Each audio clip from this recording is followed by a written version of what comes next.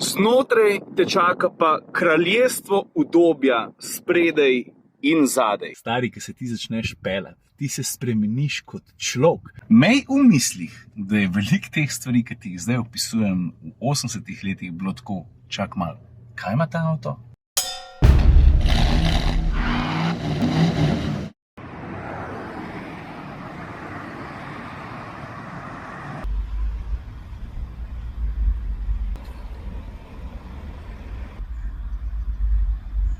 Hej, v Udinah smo, vidim.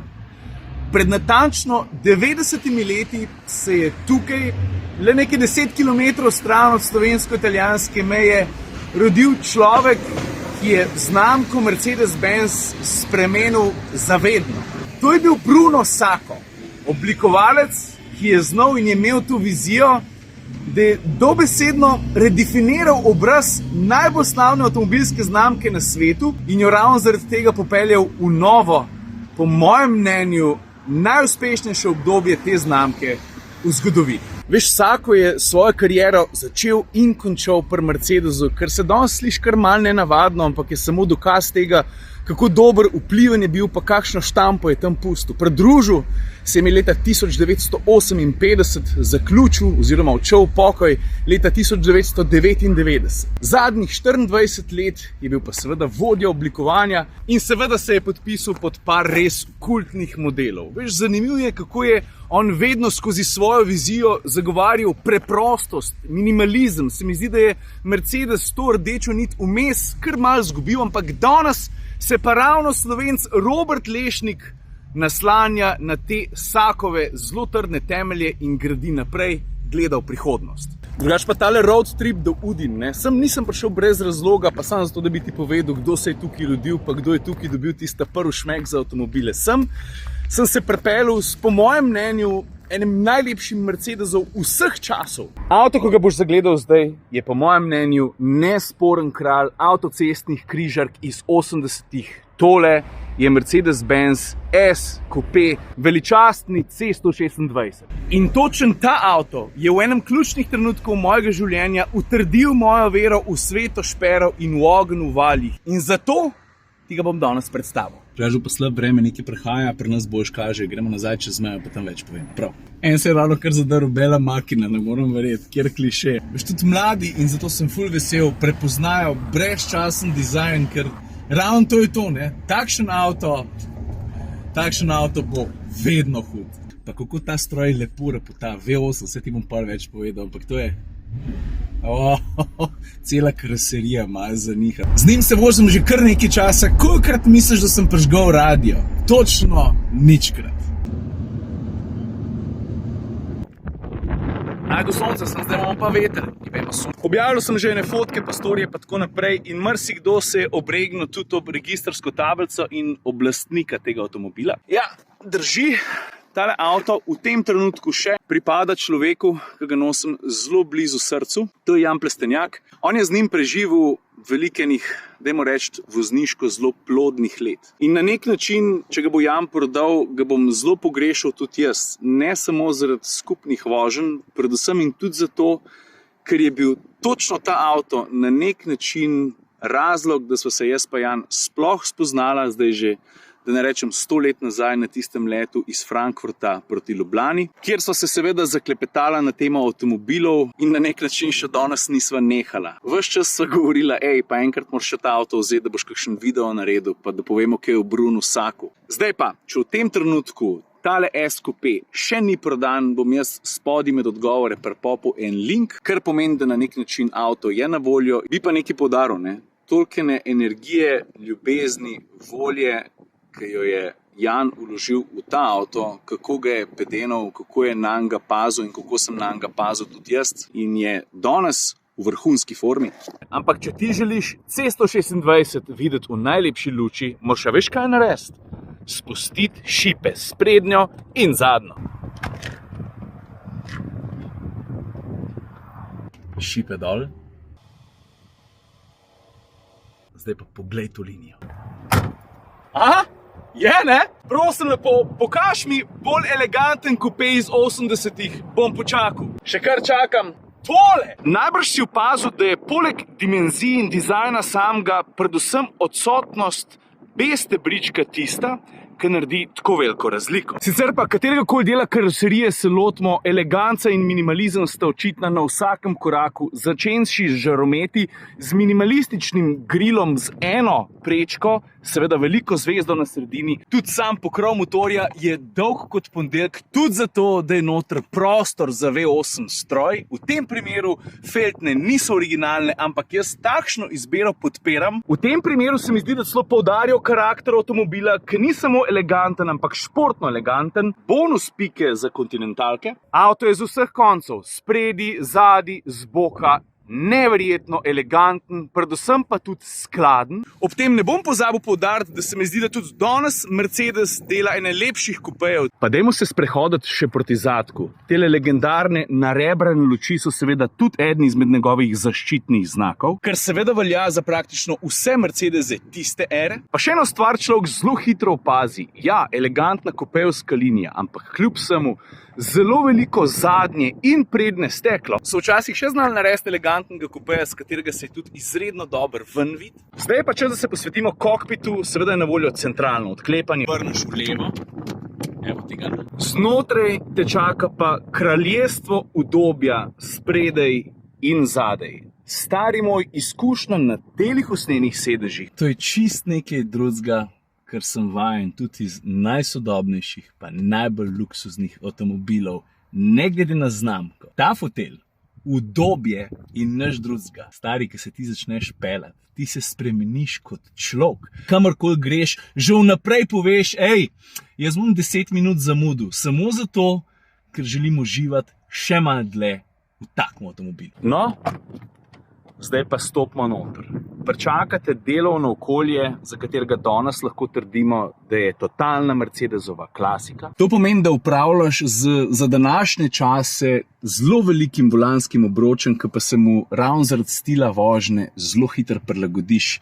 Nobenih stikal ni, je pa tukaj že eno opozorilo oziroma pomirjajoče dejstvo, da veš, da je tale volan pa tudi sopotnikov del armaturne plošče opremljen z airbagom. V tistih časih airbagi v avtomobilih niso bili samoumevni, to moraš vedeti. V tem trenutku pismo tem pa kar vprašal, kakšno je pa tvoje mnenje o estetiki tega kokpita, vključno z dizajnom, ki ga vidiš na vratih, zici, no sej, sredinskemu grebenu, armaturki in ostalim instrumentom se bomo še posvetili. Pa daj, da ti ga pokažem še z desne strani, da bom lažje ujel občutek tega ambienta, torej klasična Mercedesova armaturka iz 80-ih oziroma iz prve polovice 90-ih. Drugač pa veš kaj, pa takoj razvidno pa jasno, ne? Razmeroma veliko stikal, ne smeš pozabiti, da v tistem času zagledati na eni armaturki tolkenih gumbov je bilo nenavadno, ampak še danes je ena stvar v šusu jasna. Stikala so zelo logično razvrščena, ergonomija je vrhunska. Njihova kakovost in občutek, ki ti stikaš po njih, ko nastavljaš avtomatsko klimatsko napravo, seveda tudi doma, ali pa upravljaš z gretjem sedežom, ki je dvostopenjsko, vse te stvari štimajo točno tako kot morajo. In če si malo nostalgične narave, se obenem zelo hitro vprašaš, pismo, ene stvari smo mi že dolgo nazaj pogruntali, pa meni so te gumbi všeč, zakaj pa ne more tako ostati? Razumem zaslone, razumem napredek, sam jaz ne razumem. Pa preden se posvetimo tehnologiji in česa bi ta avto že takrat sposoben, dajmo vršiti oko na drugo vrsto. Poglej, tukaj imamo tak klasičen naslon za roko, pod njim pa, kaj pa drugega? Pepelnik, s tem, da si tale del lahko tudi odstranil in s tem pridobil dodatno odlagalno površino, če si jo potreboval. Udobje pa, če bi znal posnet, kako prijetno tole usnje škripa. Vrhunsko. Nekaj moraš vedeti, avtomobilske znamke tega seveda ne bojo priznale, ne? Ampak debelina tega usnja, to je čist nekaj drugega, kot pri sodobnih avtih. Je res ali ni res? Veš, moraš vedeti, pa ne pozabi, da govorimo mi o definiciji klasičnega kruzerja. To je nekaj, kar zna C126 danes raven tako dober, kot je znal takrat, ki je prišel iz tovarne. In potem, kako kakovostno zna kruzati po avtocesti ali pa telepodeželski cesti, ga še danes zlahka uvrstim ob bok najboljšim v tem segmentu. Sploh si ne moreš misliti, kako sem užival v zadnjih 14 dneh in skozi mi gre čez glavo Ciril.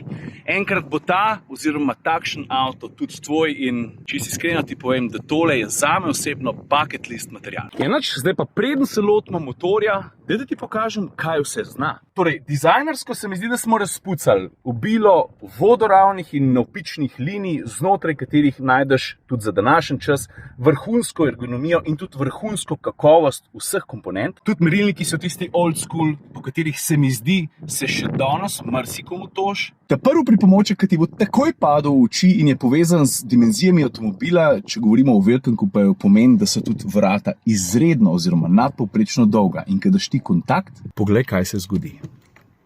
Dober dan, gospod varnostni pas. A ste prišel na obisk? Torej, to je pripomoček, ki ti poda varnostni pas, zato da ti ne rabiš z roko segati vse tja nazaj. Vidiš? Poglej, posnamem še z drugega kota.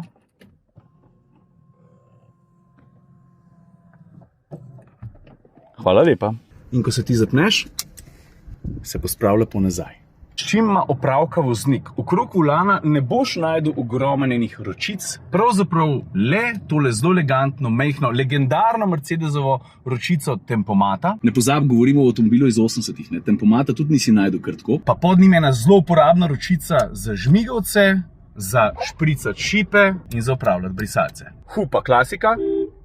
Pa potem na levi strani stikalo za vklop in izklop luči. Šipe si videl so bile elektrificirane, torej ti si se odločil, katera boš odprl na desni ali pa na levi strani, potem pridemo pa do ogledal. Pazi zdaj to foro in logično razmišljanje, tudi če bi bilo danes, tako ne bi bilo nič narobe. Voznikovo ogledalo je pri roki, zato ga lahko nastaviš mehansko. Sovoznikovo je pa seveda, ker je to velik in zelo širok avto, zelo daleč, kar pomeni, da ga rihtaš na elektriko. Leseni dodatki so očitni skozi celoten ambient, iz tega je sestavljena tudi prestavna ročica, ki je velika, tudi način upravljanja z njo je praktično nagonski, tukaj se ne moreš zmotiti, reverse, neutralno, drive. Pred menjalnikom manjše odlagališče, pa tukaj je ena konverzija, zato da se lahko tudi vklopi kakšen kabel in poln telefon prek USB-a. Tukaj pa dve stikali za dvostopenjsko gretje sedežev, malo vroče, veliko vroče, ugasen. Tukaj le spredi je še en pepelnik.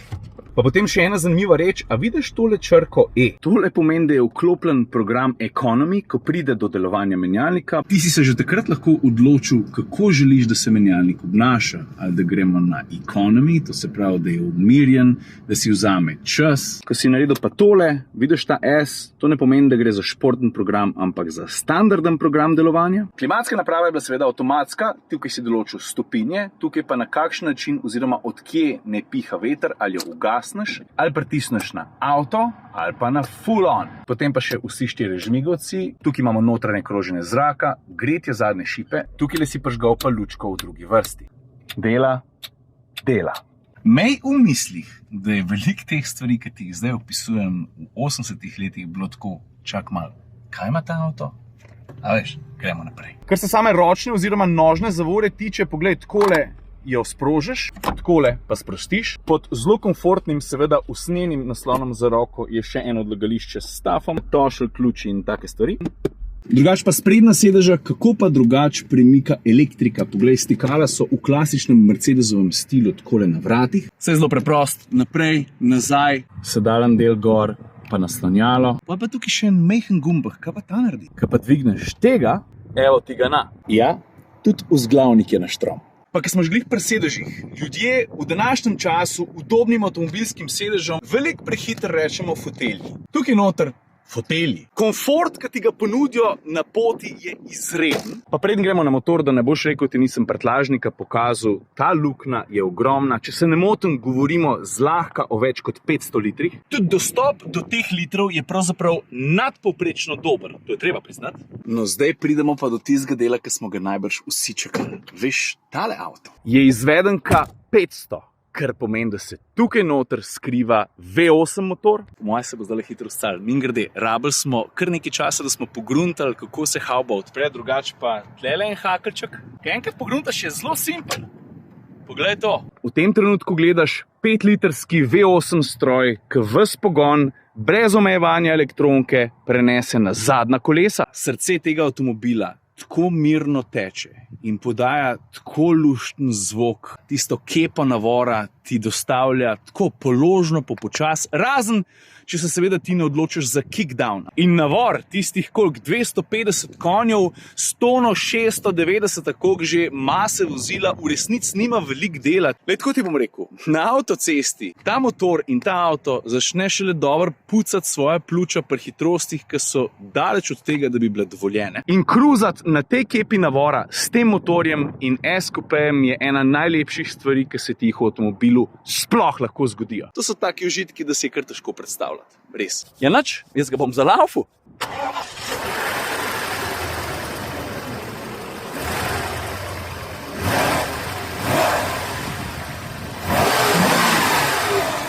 Za zjokat lepo, da ti pokažem še zvok, ki prije ven iz rorov. Zdaj, če si pričakoval kakšen ameriški V8 Rumble, tega tukaj ne boš dobil, ker to je vse evropska šola. Tukaj najprej ciljamo na uglajenost, na fino delovanje in šele zatem na različna brbotanja. Ne pozab, to ni športnik. To je en najboljših kruzerjev, kar jih je svet kdaj videl. Jaz sem vesel, če bo našel enega lastnika, ki ga bo vsaj približno toliko cenil ali pa z njim užival, tako kot je to počel Jan. To je to. Avto je res bomba, ne znam ti povedati, koliko sem v njem užival jaz. Vesel pa sem, da sem na nek način predstavil tudi človeka, ki je bil zanj odgovoren. Za konec pa še eno zanimivo dejstvo. Bruno Sacco je še živ.